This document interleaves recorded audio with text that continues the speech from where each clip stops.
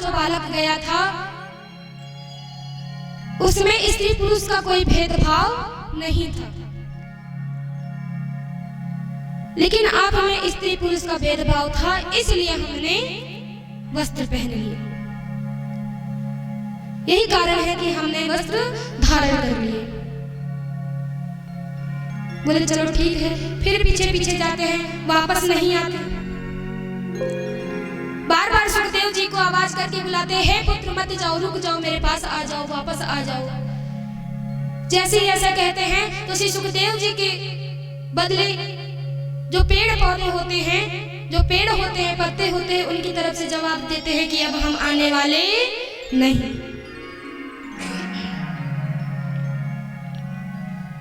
तो व्यास जी वापस जाते हैं आश्रम में और अपने शिष्य को बुलाते हैं गौमुख।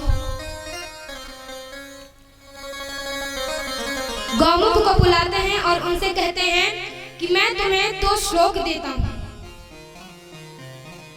और यह श्लोक तुम वहां जा करके कहोगे, वहां जा करके उच्चारण करोगे जहां पर हमारा बालक श्री शुक गया है, शुकदेव गया है, वहीं पर जाकर के तुम इन श्लोकों का उच्चारण करोगे। बोले ठीक है। तो बोले कौन से श्लोक, ये तो बताइए। तो कहा वल्हाम पीठम नटवर वपुः कर्णयो कर्णिकारं विप्रवाद कनक कपिशं वैजयन्ती चिमालम् रंध्रान वेणोरधर सुधया पूरयन् गोप वृन्दैः वृन्दारण्यं स्वपदिरमणं प्रविशद गीत कीर्तिः। ये 2 श्लोक गौमुख को देते हैं। गौमुख इन 2 श्लोक को ले जाकर के वहां उच्चारण करता है जहां श्री सुखदेव जी थे। बालक जन्म लेते ही वैरागी अवश्य हो सकता है, लेकिन ज्ञानी कभी नहीं हो सकता। इसीलिए ऐसा उपाय व्यास जी ने निकाला। जैसे ही इस मंत्र को, जैसे ही इस श्लोक को सुखदेव जी ने सुना,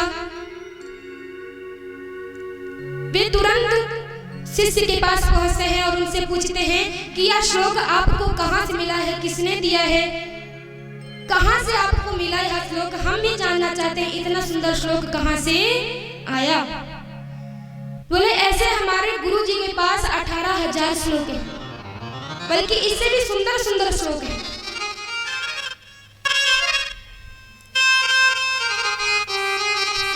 बोले हम भी आपके गुरु के पास जाना चाहते हैं। हमारे गुरु कोई और नहीं, व्यास जी महाराज हैं, आपके पिता। बोले अच्छा। तो गौमुख के साथ तो वापस से सुखदेव जी व्यास जी के पास चले जाते हैं। बोलिए श्री सुखदेव जी महाराज की।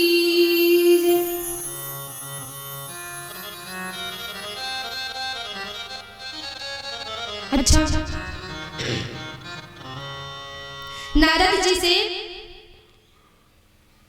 जी ने अपना पूर्व जन्म बताया है।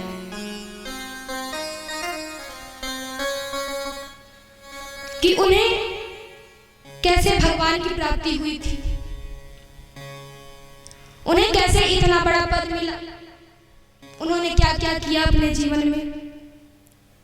तो क्या कहते हैं कि हम पुरातीत भवे भवं मुने दास्यातु कस्यासन वेदेवा।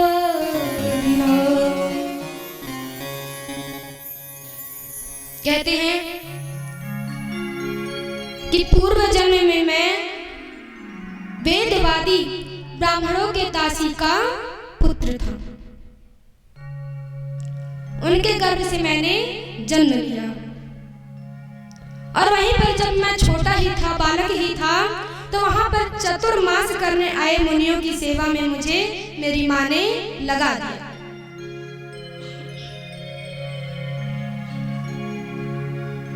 जो चतुर्मास करने आए संत थे, वे मेरी चंचलता को देखकर, मेरे स्वभाव को देखकर मैं उनसे घुल मिल गया था। उनके साथ रहते रहते मैं कथाओं को सुनने लगा, श्रवण करने लगा, कई कथाओं का श्रवण करने लगा। ये ने हम भगवतो वासुदेवस्य वेधसः। उनके साथ रहते रहते, उनके साथ कथाओं का श्रवण करते करते मेरी बुद्धि पूर्ण रूप से निर्मल हो गई, भक्ति में जम गई, और इसी के कारण मैं तत्वज्ञानी हो गया और सर्वत्र मैं विचरण करता रहता हूं। तब व्यास जी महाराज बोलते हैं कि हे नारद जी, आपने अपने आयु का शेष भाग कैसे बिताया, किस प्रकार बिताया, इसे बताने का कष्ट करें। तो कहते हैं, एकदा निर्गतां गिरः दुहन्ति निशिकां पथि सर्पो दशतरा स्पृष्ट कृपणां कालचोदितः।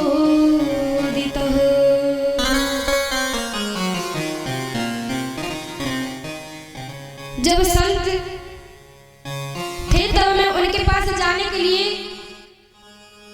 बड़ा ही व्याकुल होता था, लेकिन वे सब मुझे समझाते थे कि तुम्हारी माता के पास तुम्हारे अलावा और कोई नहीं है, इसीलिए तुम अपनी माता के पास रहो, वे ज्यादा जरूरी, ज्यादा आवश्यक। उनकी संतों की बातों को मान करके वे अपने माता के पास रुक जाते।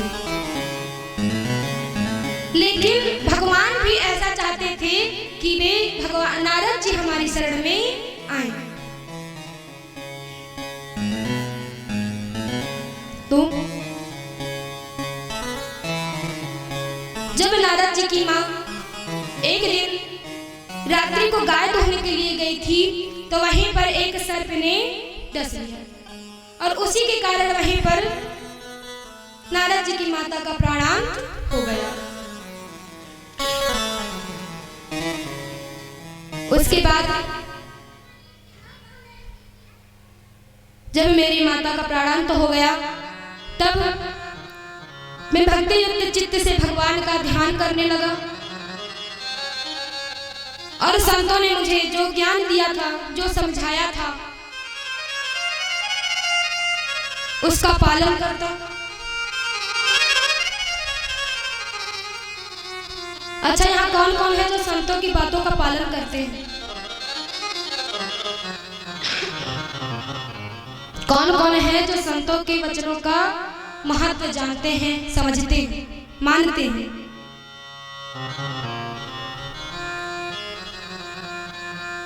हाथ उठाएंगे तो हमें भी पता चल जाएगा।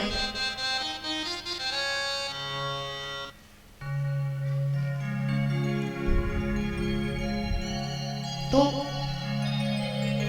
कई लोग हैं जो संतों के वचनों का पालन नहीं करते, नहीं समझते क्या होता है संतों के वचनों का पालन।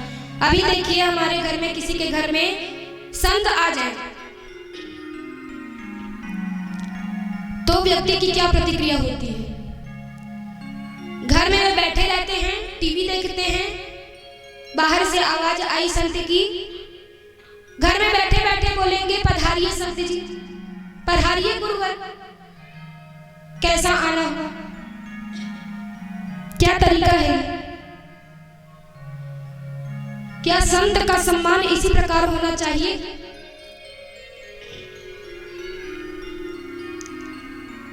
क्या संत का सम्मान इसी प्रकार होना चाहिए?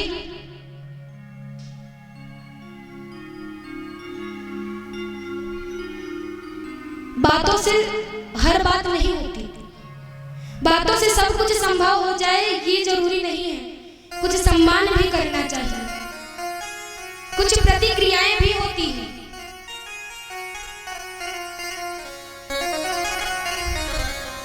जब संत आते हैं तो हमारे यहाँ बोलते जाते हैं आइए ब्राह्मण देवता, आइए संत देवता, आपका बड़ा स्वागत है, बैठिए विराजिए, आप क्या पीना चाहते हैं, क्या खाना चाहते हैं, यही सब कहते हैं। लेकिन कैसे कहते हैं? बैठे बैठे, खड़े होकर के कोई नहीं कहता। सोचते हैं क्या करें, अभी आए हैं तो अंदर आएंगे ही, बाहर तो जाएंगे नहीं।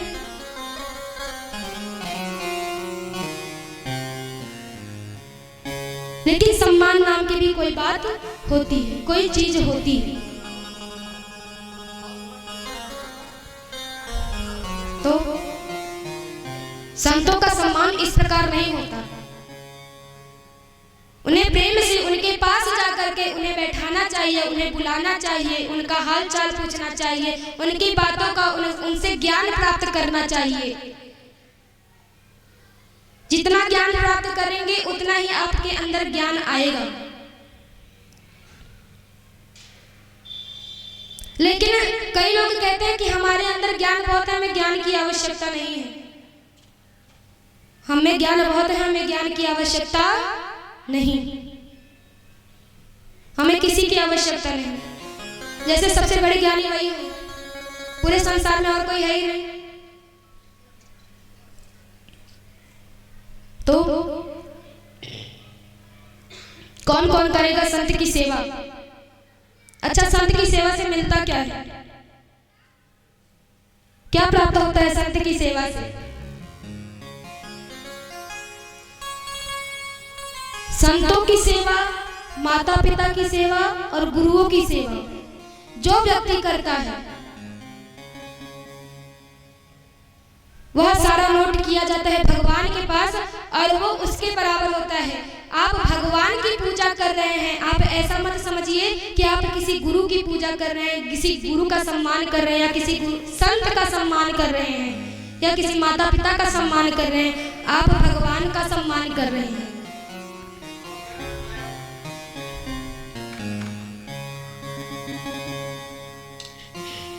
इसमें भी आपका फायदा ही है। संतों का सम्मान करेंगे, आपका फायदा है।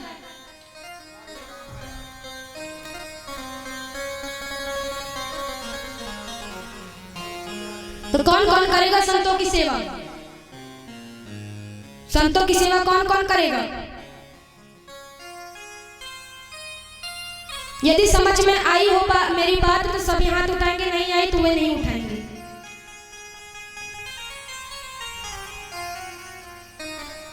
मतलब करेंगे। तो आइए इसी का प्रण हम एक भजन से, सुंदर भजन से करेंगे। कैसे?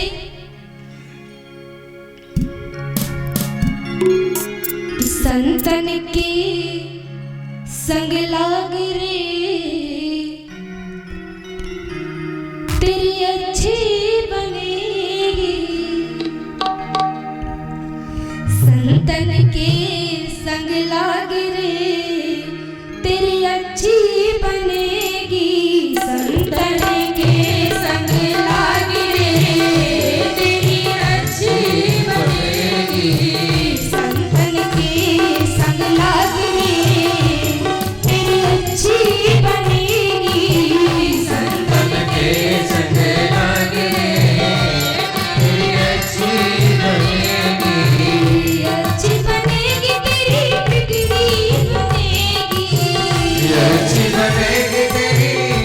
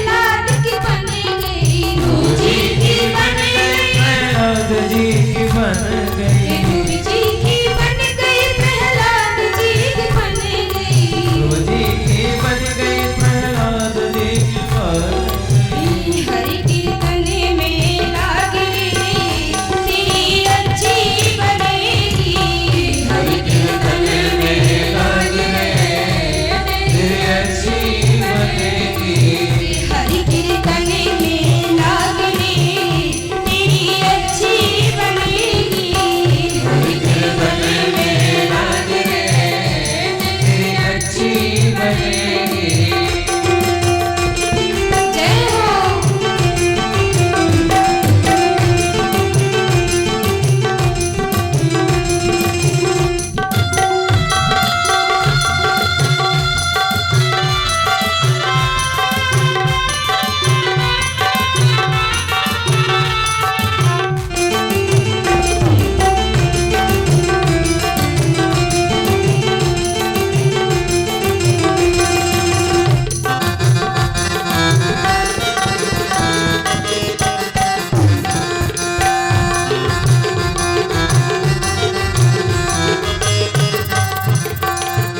कागज से तो है हंस बनावे, कागज से तो है हंस बनावे, कागज से तो है हंस बनावे, कागज से तो है हंस बनावे। मिट जाए मिट जाए मिट जाए दिल के कागरे तेरी अच्छी बनेगी, जय बुरे के कागरे तेरी अच्छी बनेगी, मिट जाए दिल के कागरे तेरी अच्छी बनेगी, मिट जाए दिल के कागरे तेरी अच्छी बनेगी। जय हो।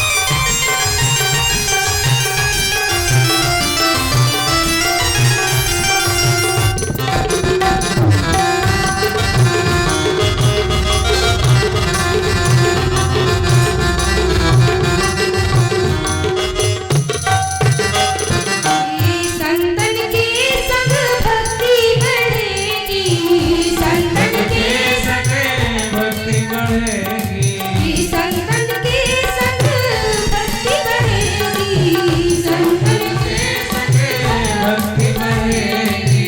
राम राम राम चरणे अनुराग रे तेरी अच्छी बनेगी, राम चरणे अनुराग रे तेरी अच्छी बनेगी, राम चरणे अनुराग रे तेरी अच्छी बनेगी, राम चरणे अनुराग रे तेरी अच्छी बनेगी।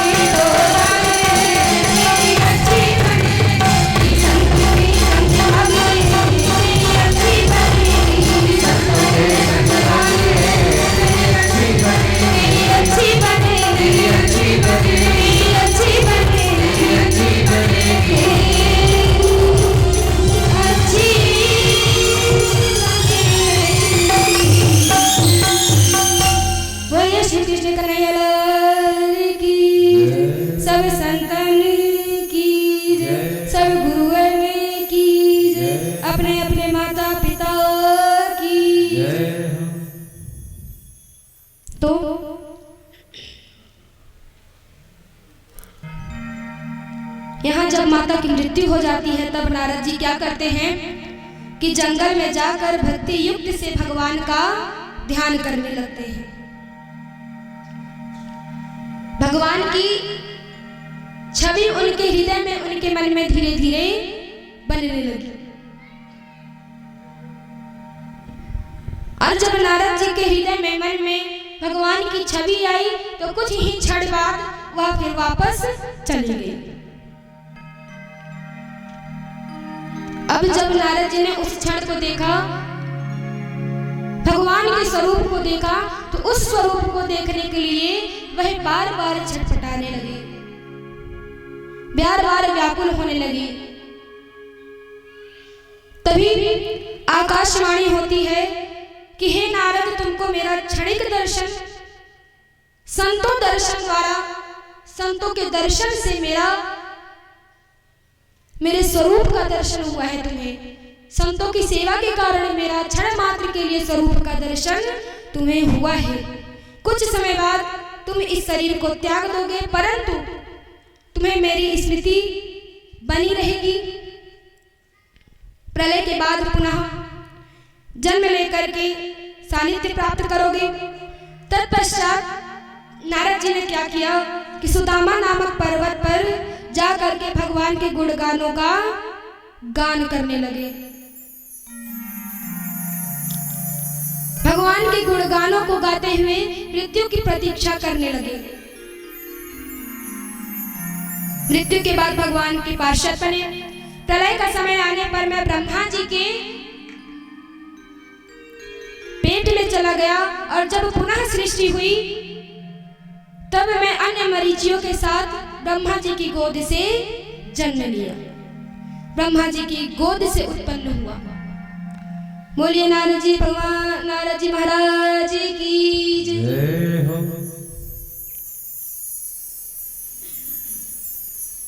अब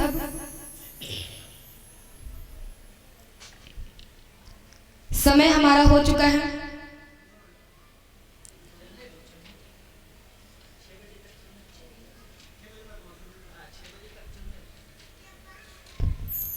लेकिन कुछ महत्व कथाएं अभी बची हुई हैं, उसको हम आगे लेकर के चलेंगे।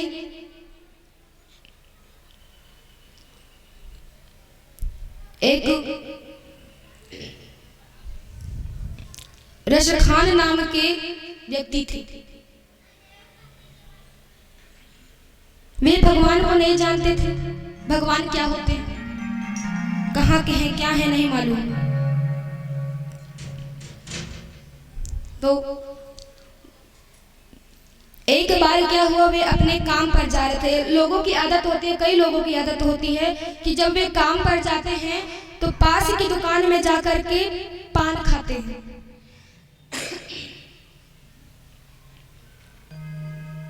उसी प्रकार वो डेली जाते थे। एक बार गए, जाने पर उन्होंने देखा जिस दुकान पर वे पान खा रहे थे वहां पर देखा कि एक कृष्ण भगवान की बाल छोटी सी एक फोटो